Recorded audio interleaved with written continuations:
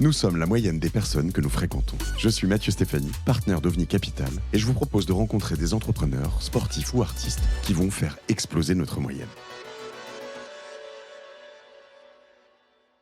Est-ce que tu as des meilleures pratiques alors, d'ailleurs, que tu aies Opal ou pas, ouais. Mais par exemple, est-ce qu'une fois que tu as Opal, là, moi, en ce moment, un de mes délires que je n'ai pas mis en place, mais auquel je pense très fort, tu sais, c'est un peu comme je vais courir tous les jours, c'est de laisser le téléphone en dehors de la chambre. Cela dit, moi, je le mets à charger et généralement, je ne l'allume pas tant que ça dans la chambre. Mais est-ce qu'il y a des best practices, des conseils pratiques qui changent la vie ou qui devraient être, si tu devais être, tu vois, très top-down, très radical, tu pourrais nous dire ce qu'il faut faire. Soyons concret. La première chose, c'est ce que tu fais, je pense, c'est la séparation avec la chambre à coucher. Donc, pas de téléphone, pas d'écran dans la chambre. Très difficile. La plupart des gens gardent leur téléphone à l'intérieur de leur chambre. La plupart des gens utilisent évidemment leur réveil sur leur téléphone. Le problème avec ça, et pour le coup, toutes les études le montrent, c'est que à partir du moment où tu as un téléphone dans ta chambre, même s'il est éteint, ça amoindrit la qualité de ton sommeil. C'est difficile pour les gens de comprendre ça. Mais en fait, son téléphone, même éteint, c'est un peu comme avoir une fenêtre avec un volet, donc il est fermé. Mais derrière, il y a tous tes amis, tous tes collègues, toutes les nouvelles de la Terre qui t'attendent juste derrière le volet. Et la séparation physique aide beaucoup à vraiment séparer mentalement de l'activité qui vient du téléphone. Donc, enlever son téléphone. C'est hilarant cette image, mais voilà, derrière le volet, tu as tous tes potes et toute ta famille et tout le monde qui est là et qui frappe pas, mais ils sont là, tu le sais. C'est un peu comme quand tu as un enfant, toi tu dois vivre ça de temps en temps, qui un matin, à un moment, tu as les yeux fermés et puis il est là devant toi.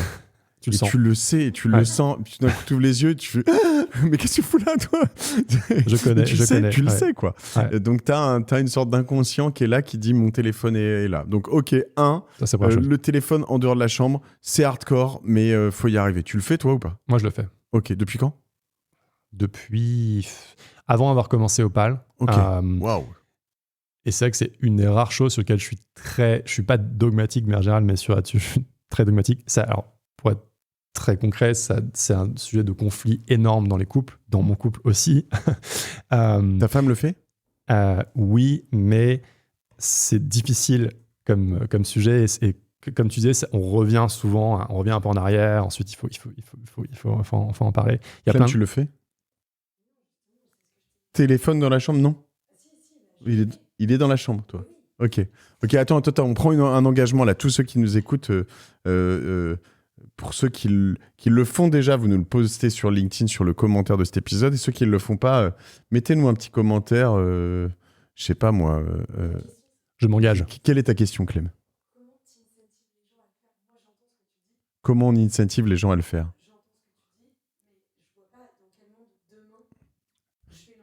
Qu'est-ce qui va motiver Clem? Je pense qu'il faut essayer. Il faut se donner un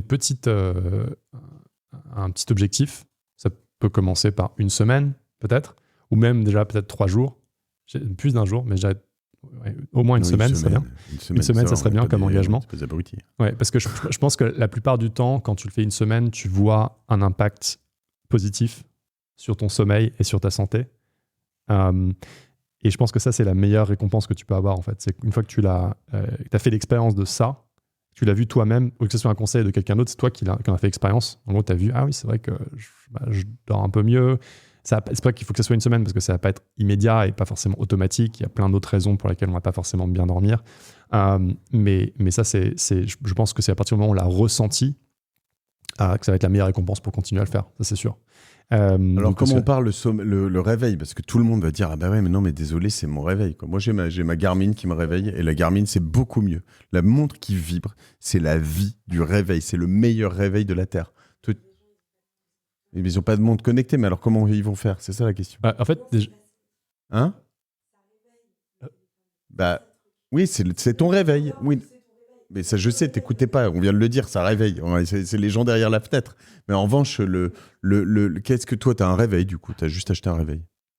Alors moi, en ce moment, j'ai la chance ou la malchance d'avoir des enfants assez jeunes qui pas besoin de réveil. Qui se réveillent très très tôt. 2 réveils alors. Ouais, mais sinon, alors, en fait, on peut mettre son téléphone en dehors de sa chambre, quand même à portée d'oreille, quand le réveil sonne, sur Airplane Mode, donc sur mode avion. Ça marche. Ça marche pour moi. Moi, je suis vraiment Ça veut dire qu'il faut te lever pour aller l'éteindre. Il faut se lever pour sortir. Et ça aussi, c'est très important, qui est le conseil numéro 2, qui est le moment le plus précieux de la journée. Tu en as fait l'expérience, c'est les 10 à 15 premières minutes après le réveil. Pourquoi c'est le moment le plus précieux? C'est le moment qui donne le ton de la journée. Il y a aussi plein d'études qui montrent ça. C'est-à-dire que, en fait, on est dans un état particulier quand on se réveille, où on absorbe beaucoup de son environnement. Et donc, voilà, se lever du mauvais pied, etc. C'est pour ça que ça existe, toute cette chose-là. Mais en fait, les premières choses qu'on va faire vont vraiment guider la journée. Et effectivement, si la première chose qu'on fait, c'est prendre son téléphone, et aller, le pire, c'est évidemment sur les réseaux sociaux, regarder les news, etc., regarder les nouvelles, comme les gens le font très régulièrement, c'est très anxiogène. Ça va nous faire commencer la journée avec de l'anxiété. Ce qui n'est pas une bonne manière de commencer la journée. Et donc ça aussi, le deuxième conseil que je donne, qui est lié au premier, c'est faut pas commencer, déjà première chose simple, ça serait dit 15 premières minutes après se lever, pas de téléphone. C'est hyper important. Et ce que ça veut dire, qu'il faut reconstruire des habitudes qui sont des choses simples. Ouvrir les volets, c'est possible, faire son lit, aller peut-être se faire un verre d'eau, effectivement sortir de son lit, c'est vraiment important.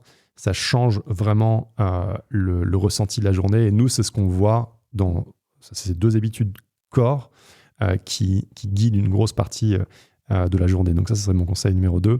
Dans la santé mentale, je reprends notamment, mais, parce que ça aide. Mais, donc 1, pas de téléphone dans la chambre. 2, on sort pas du mode avion, pas de téléphone allumé, les 10, 15, 20 premières minutes, première demi-heure, vous pouvez faire ce que vous voulez. Ce que tu dis, tu peux t'occuper. Un truc super, c'est d'aller marcher si tu peux, ou courir, mais 10 minutes, 15 minutes dehors. C'est méditer, c'est lire un livre, faites ce que vous voulez. C'est écouter des podcasts, ça fonctionne aussi potentiellement. À la limite, je pense que... non, mais c'est vrai, moi, je trouve que c'est plus slow life. Enfin, dans l'idée, c'est plus... voilà, mais on touche pas son téléphone et on scrolle pas. D'ailleurs, peut-être un conseil pratique, parce qu'évidemment, si on veut écouter de la musique ou de son podcast, c'est toujours le problème, c'est qu'il y a plein de choses qui sont positives aussi à l'intérieur du téléphone. Si on doit toucher son téléphone, par exemple, pour allumer un podcast, pour de la musique, donc garder son téléphone statique à un endroit, donc c'est-à-dire s'il est en train de brancher dans une pièce en dehors de chez en fait, il reste là. Et c'est pas mal aussi de sanctuariser, peut-être de le mettre dans une boîte ou de le mettre à un endroit où on ne va pas le bouger. C'est-à-dire que tu peux utiliser le téléphone, mais tu ne vas pas le prendre dans la main et partir avec pour aller dans les toilettes, pour aller faire son café, etc. Il faut vraiment qu'il reste à un endroit précis parce que ça va garder, on va garder une attitude intentionnelle avec. On va pouvoir lancer un podcast, par exemple, mais on ne va pas commencer à scroller. Donc ça, c'est le non intentionnel, c'est ce que tu dis. C'est que dès que tu commences à scroller, tu rentres dans le non intentionnel, tu subis. En fait, il y a vraiment aussi une question très simple, c'est de posture. C'est-à-dire que quand on est comme ça, avec son écran, avec son téléphone, avec son ordinateur, table ou quelque chose, ouais. On est vraiment actif. Si on est comme ça... Quand on prend le téléphone en main, c'est lui qui prend le contrôle de ta vie, quoi. On est beaucoup plus passif et donc du coup, on est beaucoup plus susceptible. Donc je pense que ça, c'est important de garder en tête aussi. Okay. Et le troisième conseil très concret, je pense, dans la plupart des métiers, peut-être que nous, on fait, avec beaucoup d'auditeurs font, le travail est assez fluide, c'est-à-dire qu'on peut travailler à peu près n'importe quand, surtout si on a un téléphone, parce qu'on a accès à ses emails, parce qu'on a accès à ses applications de travail, etc. Ce qui apporte à la fois beaucoup de bénéfices, parce que c'est super de pouvoir travailler un peu n'importe comment, n'importe quand et n'importe où, mais ça apporte aussi des problèmes qui sont qu'on ne déconnecte jamais. Et donc, en fait, un des conseils que j'amène, c'est simplement de redéfinir des heures de travail, des heures d'ouverture du travail, quoi, de dire, voilà, de telle heure à telle heure, je me concentre sur mon travail. Et ce que ça veut dire aussi, c'est que pendant ces heures-là, on va moins être distrait. Donc, par exemple, utiliser des applications comme Opal pour dire à cette heure-là, je ne vais pas faire telle chose et je vais plutôt me concentrer sur mon travail. Ce que ça veut dire aussi, c'est qu'après cette heure-là, on fait moins de travail ou on ne le fait pas du tout. Et redéfinir les heures de travail. Je pense que c'est assez important. Même si on n'a pas des heures de bureau fixes ou des heures de travail dans un endroit fixe, avoir des heures de travail, je pense que c'est un vrai bénéfice pour pouvoir se libérer aussi après, se dire ok, non, maintenant c'est plus le moment en fait de répondre à ça, c'est pas grave, je peux le faire demain. Pas de téléphone dans la chambre, pas de smartphone, d'usage du smartphone, enfin hors mode avion avant, et puis hors reposé sur une table avant, une demi-heure après. Là, à chaque fois, je rallonge, mais voilà, après le réveil. Redéfinir les horaires de travail, ça, c'est hyper intéressant. Moi, j'y repense. En fait, ça paraît vraiment dinosaure, mais tout ça est quand même allé super vite. C'est-à-dire que l'iPhone est apparu en 2007. L'App Store, où tu peux ajouter des applications, est apparu en 2009, je crois, ou 2010. Enfin, 2009, ouais. Enfin, genre quand même tardivement. C'est-à-dire qu'au début, tu avais un nombre d'applications conscrit restreint. Après, voilà. Donc, on parle d'un truc qui a une grosse quinzaine d'années. Et après, c'est venu petit à petit. Mais tu rajoutais 10 minutes par jour, 1 heure, 2 heures, et puis voilà. Et donc cet usage s'est allongé. Avant, il y avait quand même eu un peu le BlackBerry, moi, qui avait changé dans nos usages professionnels quelques petits trucs.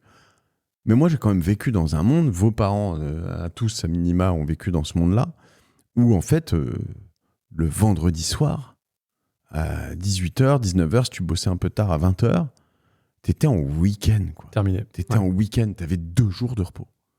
Et tous les soirs, t'avais de 18h, 19h, tu partais de chez toi jusqu'au lendemain matin où t'allais rouvrir ton ordinateur, regarder tes mails, parce qu'il y a ceux qui ont été encore de la génération d'avant où il n'y avait même pas les emails, mais t'étais en week-end ou t'étais off. Ouais.